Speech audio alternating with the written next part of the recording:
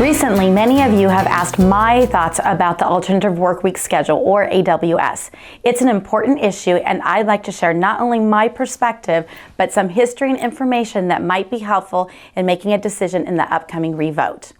Over the last several years, the CNOs at Mission, St. Jude, and St. Joseph have collaborated on various strategies to improve our ability to recruit and retain the best and the brightest. For my colleagues and I, one unavoidable conclusion has been that our current 12-hour shift pay method creates a challenge when we are trying to attract and keep top talent.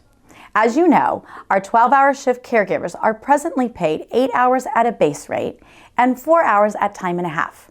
For years, this has created confusion. What am I paid when I come in for a meeting? How much PTO do I need to take? How does flexing affect my pay? The questions go on and on. AWS would allow us to follow the lead of many other hospitals and pay a straight flat rate for all 12 hours. Does that mean you would be paid less? No. In fact, just the opposite. Let me explain. AWS would eliminate the current 12-hour shift pay method, which again is 8 hours at a base rate and then 4 hours at time and a half, and replace it with a 12-hour base rate that has been adjusted up by 16.7%. As you can see, this example, this would make the 12 hours of straight time equivalent to what the current method pays today. But if the pay for a 12-hour shift is the same under AWS, then why make this change? To answer that, let me quickly list what I see as the key advantages. First, the actual rate of pay would be much clearer to everyone. You don't have to be a math whiz and multiply your base rate by this and divide by that to see what your hourly rate actually is. AWS would eliminate the confusion.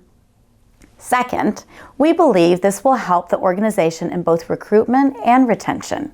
We are routinely approached by caregivers who were offered a higher wage at another hospital. Very often, the other hospital is quoting an AWS rate of pay.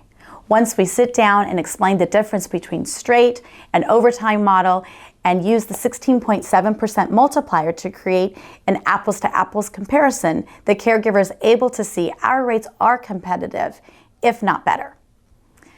Third, on days when flexing occurs, caregivers would not be required to forfeit their overtime rate from their last 4 hours of work. Instead, the adjusted base rate will be paid for at each hour they are worked. Another advantage of adopting an AWS is that caregivers would see a one-time 16.7% increase to their PTO banks to reflect their base adjustment. Regarding PTO, when a caregiver takes a vacation day or calls in sick, they would only need to use 12 hours of PTO rather than the current 14 hours. This will keep your paycheck whole when you take time off. All education and meeting time will also be paid at the new rate. When our annual performance evaluations and salary increases come around at the beginning of the year, all increases will be calculated as percentages of the newly adjusted base rate. As you can see, there are some obvious advantages to consider, but let's talk about scheduling.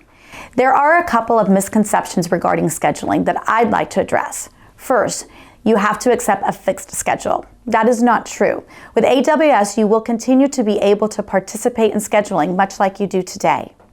Second, stacking shifts will not be allowed. That's not true. With AWS, you can stack shifts. For example, Thursday, Friday, Saturday, Sunday, Monday, Tuesday. Throughout this process, there have been many questions. One of them, why are we doing this now? It's a good question. We hope to go forward with AWS because it is the right and just thing to do.